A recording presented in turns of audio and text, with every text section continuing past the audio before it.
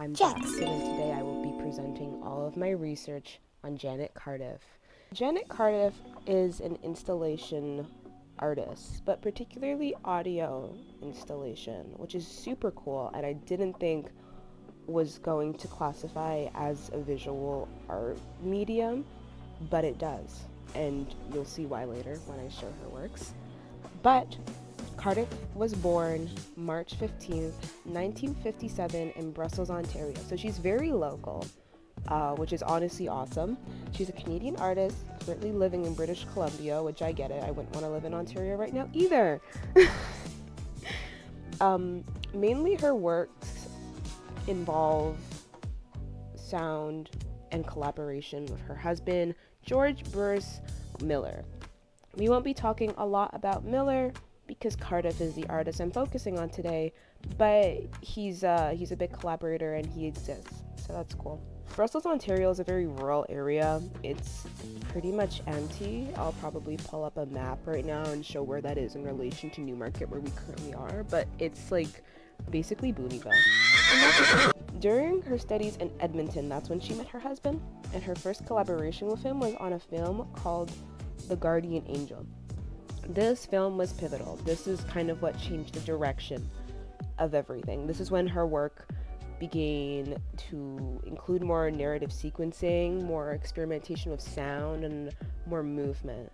So that was pretty awesome. After that collaboration, things kind of changed, which was cool. Okay, so she did quite a lot. She earned a bachelor's in fine arts from Queen's University in 1980, which she was there focusing on photography and filmmaking.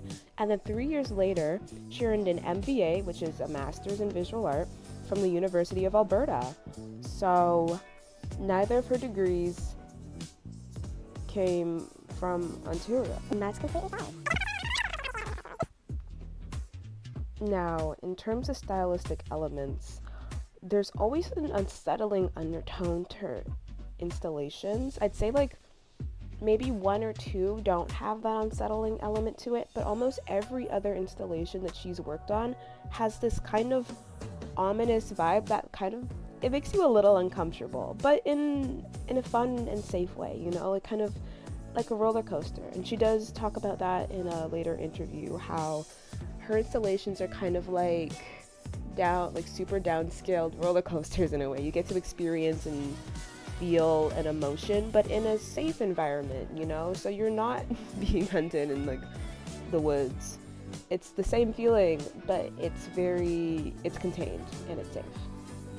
Another thing that she, you know, kind of does repeatedly is use everyday objects in her installations, like the visual ones, the ones that are more focused on visuals, because she has ones that are more focused on audio, but there are also ones that include more visuals. Examples of the ones that include everyday objects are Writers' Festival Penis, the drawer in the Cabinet of Curiosity, and the mirrors in the Infinity Machine. She seems to work a lot with imagery and speakers of like various kinds as well.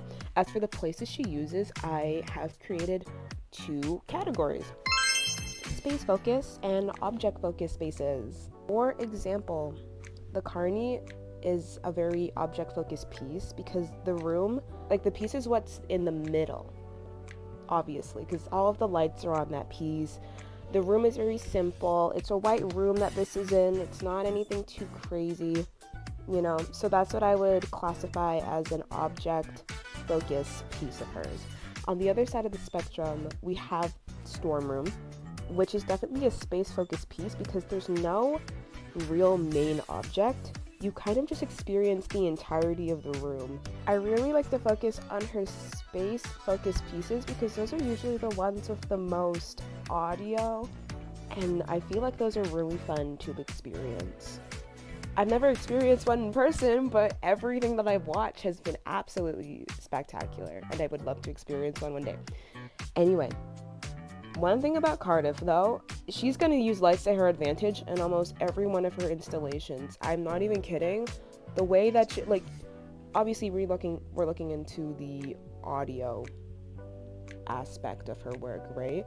but she's seriously good at using lights to her advantage. You will see that later though. Trust me, just trust. Next, we're gonna move on to the 5 iconic pieces. Now, a lot of her work is iconic, and I kind of missed the mark here. I chose pieces that I felt were the most impactful for me personally.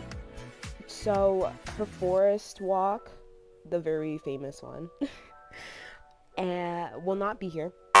We will talk about that later though, as it is a huge part of what she does and is kind of the work that popularized her. But for the 5 pieces I chose, I wanted to choose a variety because you might already know about her forest walks. So I wanted to highlight some of her other work that you probably don't know too much about. I'm gonna start with my number 1 favorite, The Killing Machine from 2007. Whew. Okay, so this is mixed media and an audio installation. It's about 5 minutes in length and it's absolutely gorgeous. Okay. This is my favorite work of hers, maybe second favorite, amongst everything that I've seen her produce because, oh wow, just... I'm looking back on my notes from my initial reaction because I did live note-taking while watching almost every single one of her pieces, if they came in video form, that is. So while watching the video, I made note of the change in lighting, and I noticed how that kind of brings a different mood, because at some point in the video, or the actual, installation, the spotlight and the main lights involved turn from blue to red as things get more intense, and that was good. That was an effective use of lighting. On top of that, there is a constant straining sound in the background, and it is so uncomfortable and loud. On top of that, I did note that you can hear a violin or some kind of music in the chaos, which was a nice contrast from everything else that was happening. Also, I was really confused about the disco ball just randomly, reflecting all of that light, but it just added to the chaos of it. I was like, oh my gosh, there's so much going on here. Anyway, the set and the cut was really effective as well. And I just like the piece just because I think it's so, first of all, it's visually pleasing, but also it's so weird.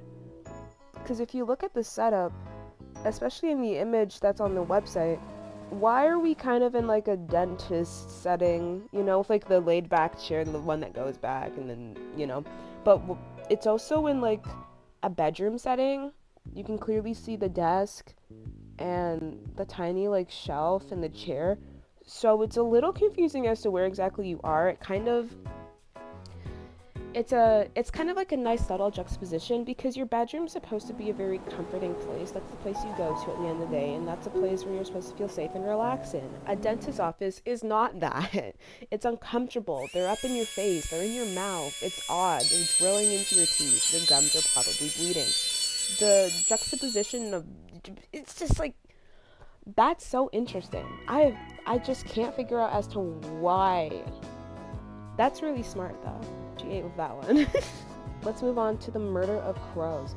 Now, this one was from 2008, and that is a 98-channel audio installation, which includes speakers, photos, and chairs, and the duration is about 30 minutes. Cardiff and Millet developed this piece during a very difficult time of their lives. They were going through a 6-month-long period of adopting their daughter from Nepal, which was very tiring and very stressful. I found out information in an interview, and I was like, that makes sense. That's super stressful. 6 months? From the piece, listening to it, you could tell they were stressed. Oh my god, this piece is just, it's so... wow. In my notes, I mentioned that there were instruments used. Duh. But also that there was a female narrator, and there is a story being told. Now, this is a recurring theme. I'm assuming that most of the female narration in all of the works that I've seen of Cardiff are Cardiff herself, like she's the one that's narrating. That's an assumption, but she has a very unique voice in a way, but in a sense that you can tell she's very like flat. That's on purpose. That's on purpose, by the way. Also, I note that it's very musically driven, this particular installation. which not all of her installations are like that. I also noted that there were wind-like noises. There's a question mark on that note, so I don't think I'm very sure. Number 3 is the Alter Bahnhof video walk. Apologize if I am pronouncing that wrong. I believe it's German. This one was made in 2012, so that's only 12 years ago. Not bad. Pretty recent, I'd say. But this is a video walk, and it's about 26 minutes. And now I'm trying to figure out how to explain a video walk to you, because I could really just show you it, but they're incredible. Oh my gosh, when I first saw this, I was disoriented. I was like, what? I was so confused as to what was happening. Like, I couldn't figure it out. And that's like the purpose. That's the purpose. But seriously gave me, like, I was like, what the hell is going on? So, pretty much the gist of it is viewers are given an iPod and headphones. Okay, that really dates it, huh? An iPod. I still have my iPod. That's crazy. Anyway, viewers are given an iPod and headphones, and they are to follow a pre-recorded video and audio through this old main train station, okay? I can't stress to you enough how cool this is. Like, Cardiff, well, technically, you're supposed to assume that Cardiff is the one filming and speaking at the same time. Come to find out, in an interview, that it's actually Miller that films it, and he just wears her shoes to make the sound and the illusion that it's her filming, but she doesn't film. She is the one that is doing the audio, though, and most of the time the audio is recorded after the video walks. So that's also pretty cool. I just wanted to note that the video that I will show of the video walk will not be as immersive as it is with headphones on, because it is using binaural audio. So unfortunately we don't get the entire experience if we're listening to it through headphones, which really sucks. I do encourage you to check out the website and listen to it yourself, because it's just, it's so cool. Anyway, so I did note again that there is a female narration, and she's talking about some deep subject. Nothing she speaks about in her narrations is light and fun. I also did note that she tells a story of the place that she's in, which is really cool, because it's kind of like a guided tour in a way, but super, like, a lot more intimate and personal. So I think that was really cool. I really do enjoy her video walks. I would love to participate in one. Moving on to the fourth, Forest for 1,000 Years is absolutely brilliant. 2012 audio installation. The duration is at 28 minutes. This happens in a forest. It uses ambisonics, which is a full sphere surround sound format that was developed by a 1970s mathematician. Okay, it creates a sound that can be heard above and below the listener. Like, it's like super, it's insane. I do note once again that she's always doing her, unsettling sound type of thing. It's almost always present during the experience. Like, it's just consistently there. Not lingering, just always there. So you're never able to get a moment to step out of that uncomfortableness. You're always in there. Also, she adds laughter to this particular audio installation, and it is so creepy. Like, when you're in a forest, the last thing you want to hear is laughter that starts to increase and increase. That's the last thing you want to hear. So I think that's a really funky and fun use of juxtaposition. Also, the distant streaking noise in the background, very unsettling. Love that. This one was really, I think also the setting that this one's in, the site itself, which is a forest. There are different sites for this, by the way. But the one that I will be showing you right now is in Germany, a park in Germany. Awesome. But it's just, I like this one because it's just so creepy. And also, this one's outside. This one really connects with nature. And this particular installation was what made me think, okay, I kind of want to relate my mock art to nature. Like, that's where I got this idea from. But I also wanted to combine nature with other ideas. But this is definitely one of my biggest inspirations for the installation that you will be shown in probably a couple of minutes. Last but not least, the 40-part motet made in 2001, is an audio installation with 40 speakers mounted on stands that are placed in an oval, and they use amplifiers and a playback computer. This is a 14-minute loop with 11 minutes of music and a 3-minute intermission. And dimensions are variable, of course, and the installation is currently depicted in Montreal in this image. I did note that this one is very angelic in nature. Like, this one is beautiful. Like, it's just it's a beautiful symphony of multiple different voices. Each and every speaker has one voice assigned to it. So when you're in the middle of that space, it sounds so unified and as one, but you can get up and you can walk around and hear the uniqueness in every single voice, and that is exactly what Cardiff is trying to do. The use of space is also just so effective. The oval shape just works out. It makes sense. I also did note that this one doesn't have an unsettling theme, and I'm assuming that's because this is in a religious setting. It seems to be in a church, and which is respectful to not do the unsettling stuff she usually does. So she cut it out for this particular installation, but I really think that her talents and everything else that she's kind of known for still stand out in this installation. Also, I did note that she did this one without Miller. They usually do collaborate and help each other out a lot in each other's individual solo works. However, she did this one completely by herself, which I find really cool. In terms of starting a project, and I'm just going to touch on her process here, Miller says, because I got this from an interview, and they usually do interviews together. I mean, they're a pair at this point. They kind of come like a combo. But also, it does still apply to Cardiff's work, the process that they talk about. So I do get a little bit of my information from him here. But he is a reliable source because they do work together a lot. Miller says that they are constantly talking about ideas, and if they develop one together, that becomes a collaborative project. So I think that's really cool. It's just kind of an ongoing creative process until one sticks and lands, and they're like, okay, let's do that one. They first figure out what's the best route to take, and then Cardiff observes what patterns evolve. They do many video tests and replay to see what interests them, and then Cardiff writes a script that'll be appropriate for the site chosen. I do have to mention this is a particular process that they use for their video walks. So I don't exactly know the details of how they do the other installations, but the video walks are very, very popular, and I think that can really give us a lot of insight as to how they make their other installations. Anyway, continuing. After a couple of weeks, they do final audio and or visual shooting, and additional lines may be put in the studio afterwards, you know what I mean? Sometimes there are unscripted background noises that make it in, and they just happen to work with the narrative.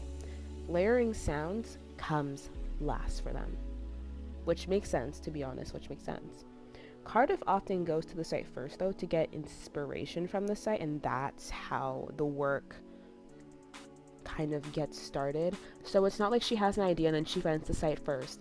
It's site first, idea next. That's the way it works.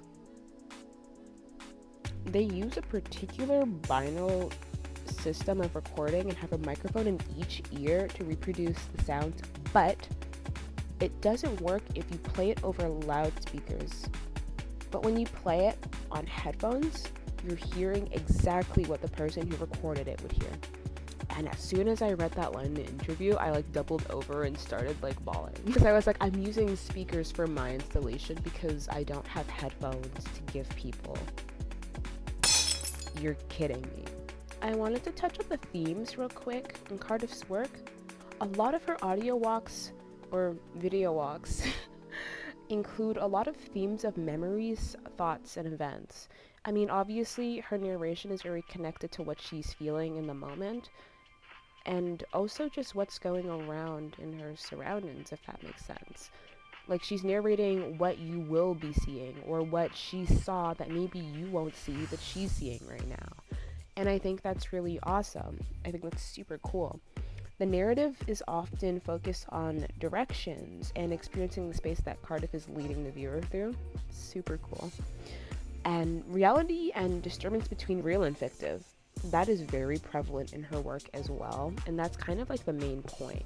It's very what's real, what isn't, and that's very intentional. And I think that's so cool. Connections to the real world are a little steep here, but I will try to articulate my thoughts and my research to the best of my abilities. When talking about the dark pool, Cardiff explains the whole environment is a metaphor for how artists work on things that don't seem to make sense. Art making is really an inexplicable activity. The work used the analogy of a scientific couple working in a room researching, and they just leave all of this stuff and disappear. It's a portrait of George and me, working away on these things. So I found that very interesting because while it's not connected to huge world events, it's rather connected to their own personal lives. Some of their art is a representation of who they are and what they experience. You can tell that there's a lot of emotion that goes into some of these works. For example, Murder of the Crows, as I mentioned before, there's a lot of emotion put into that. They were obviously very stressed out at the time, and they made a very kind of unsettling and stressful art piece in return. And that makes sense. Although it's not necessarily connected to anything political or economic in a sense, it still connects to their lives. And what happens in their world are technically world events, but in their own world, if that makes sense. I really hope that point gets across well. When I do have to think of world events, like historical things that happen, and when I try to make that connection between that and Cardiff's art, I do often think about Forest 4,000 Years, just because she mentions in a 15 questions interview that the history behind the original site and castle inspired the sounds used. The forest experienced bombing during the war, so bomb sounds were played in the audio that she created for the space, which makes sense because she wanted to kind of illustrate what those, well, not illustrate, but she wanted to show what that forest had heard and what that forest had experienced.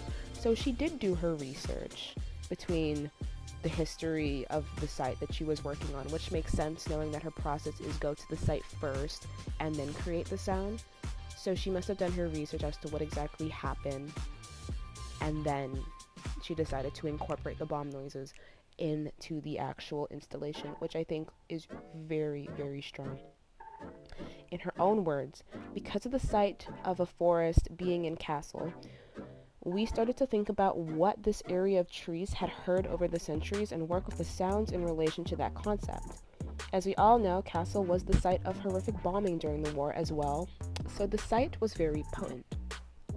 Almost all of her work includes hyperbolity as well, as there's not just one medium she uses in her work.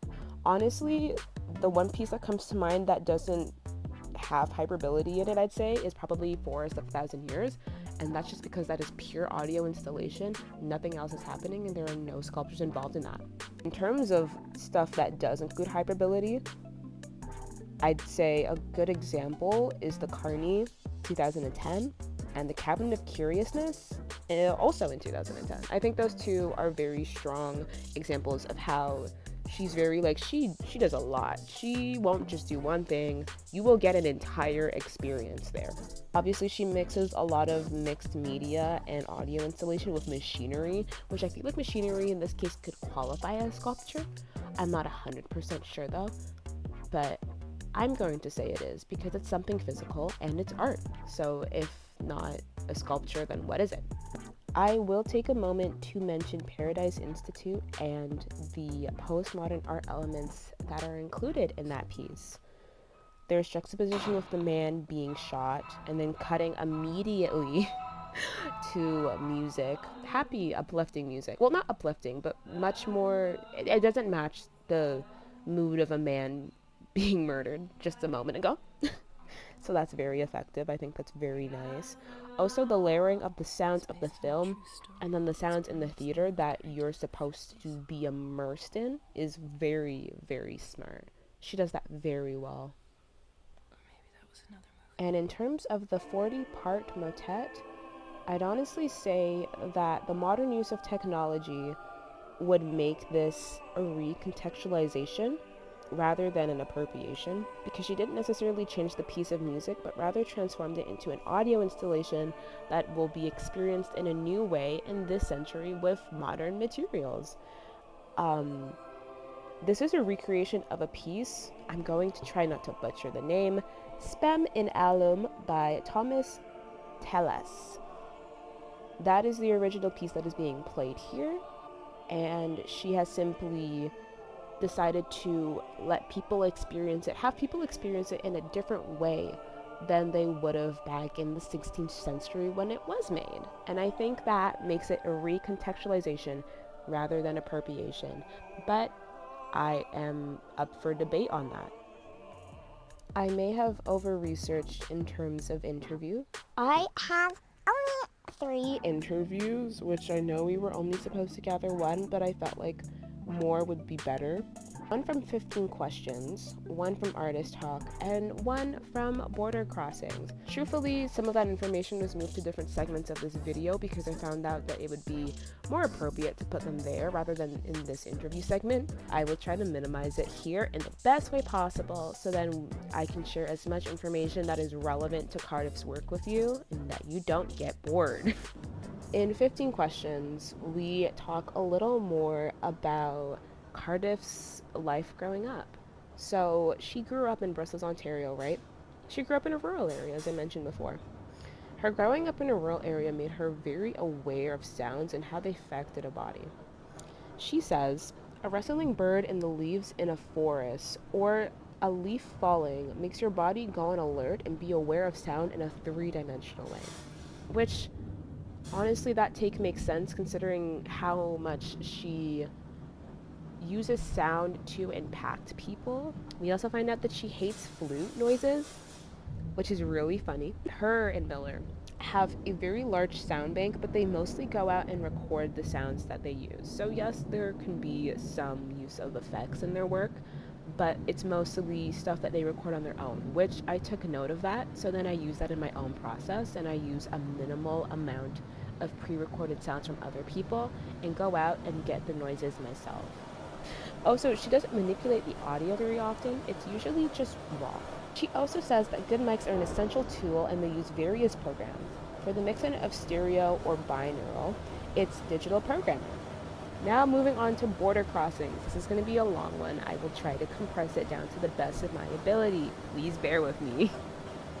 I think it's important to start off by saying that Cardiff says physical aspect of sound and the effect on the body is the main thing in her work, and that the narrative quality is not necessarily the most important aspect of the installation. That is huge. That is huge for me because I realize that the core of her work is to affect other people and tap into their other senses. So that is my main goal with my installation. So that was huge for me. I felt like that's the first thing I should mention from the interview finding. Like, that blew my mind. I was like, okay, wait, this is gold right here. This is perfect. Anyway, moving on. Cardiff talks about how her and Miller work as partners, but they also work individually. Cardiff says, we work individually on our own, but if I need someone to do camera work or help out in a way, then George helps out, and, vice versa. So that's awesome. I'm glad that they do work as partners, and that even though they do their own individual work, there's still a sense of, okay, I have somebody there in my corner for me, which is honestly that's so couple goals. They do talk about how after a decade of solo work, collaborating together was super, super confusing. Miller says, when I work for Janet or when Janet works for my projects, there's always a boss. I throw in some kind of comments about her work, but if it's her project, she makes the final decision. When we're working on the dark pool, we'd have arguments, and there was no one to make the final decision. Which kind of makes sense. I've worked in collaborative environments where it's like you all have to come to a agreed conclusion and make, some sacrifices to make sure that the vision is there. And that can be really hard after you've done solo work for, the majority of your career. In this case, as a student, for the majority of my high school experience, because I don't work on a lot of collaborative works in the classroom, not in the art classroom anyway. So when it came to, I'm going to use like a classroom,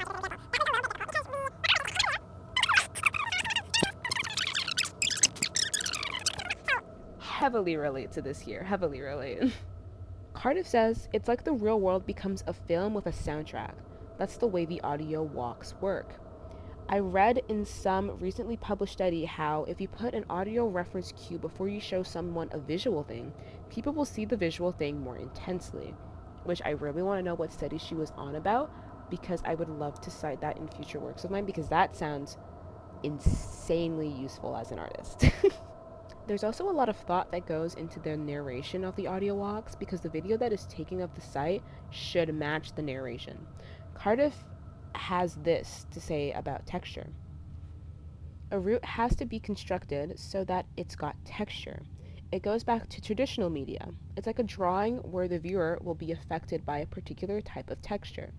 I really like that she mentions traditional media here, because this is non-traditional. What she's doing right now is completely non-traditional.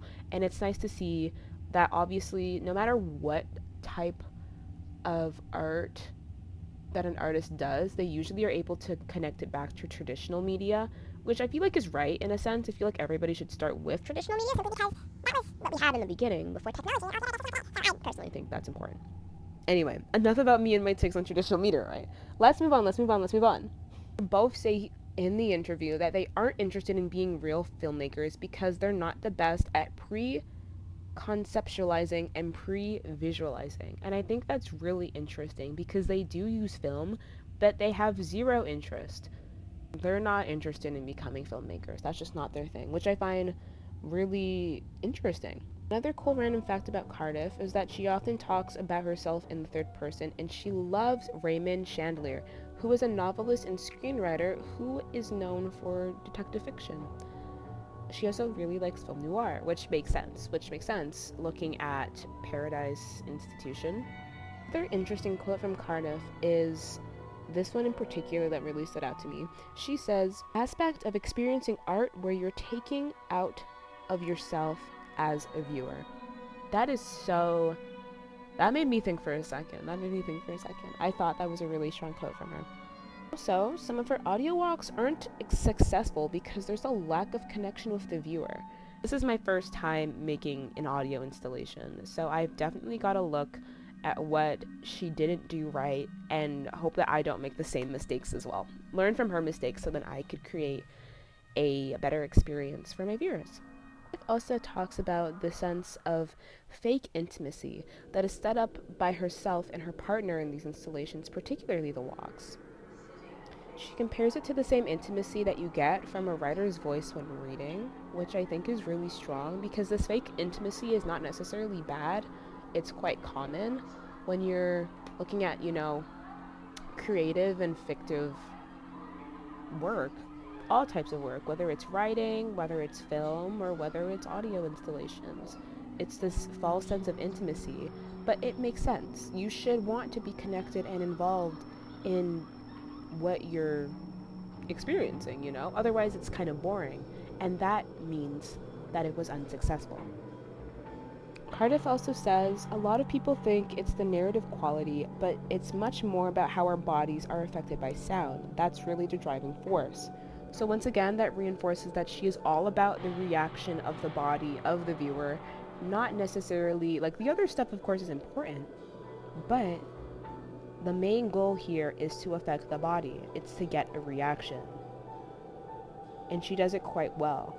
It's not scripted, but I do want to touch on lightly how reactions work and how she does her work so well to the point where you feel a bodily reaction, but she doesn't have to go to the extent of using, like, shock art to do that. Because I'm sure we've seen a lot of shock art recently where they throw in dark subjects such as murder, blatant racism, pedophilia, sexual assault, stuff like that.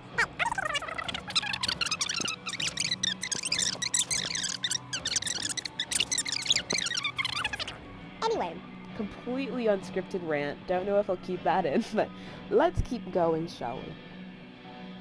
Alright, now moving on to the next segment. Why should Cardiff be studied? Oof. Well, audio installation is a visual and musical art medium. Well, it's not essentially musical, but it's definitely more related to sound, right?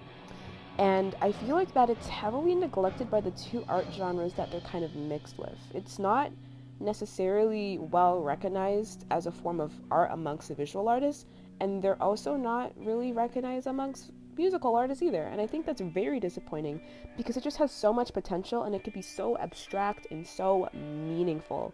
And I feel like we just haven't looked into it enough. I find it very interesting. A lot of people haven't heard of audio installation. I know I sure haven't before I looked at the chart of artists that we were allowed to pick from, and I was like, what the hell is audio installation? Like, I had no idea what this was beforehand, and now I'm like super obsessed with it. I think it's really cool. Anyway, I think that's why Cardiff should be studied. I also think that we should be studying her particularly as Canadians because she is a Canadian artist and she is local to Ontario, which is a huge deal. One more point though. The art industry is still very dominated by men, so highlighting women and female artists is still very, very important. Of course, we're still equaling out the playing field, and we're starting to highlight and recognize more female artists, especially from all the way back then, Van Gogh era and whatever. But I still think it's important to highlight our female artists today because sexism still exists, so the playing field still is not even. Now, why I chose this artist. Sound installation is super cool.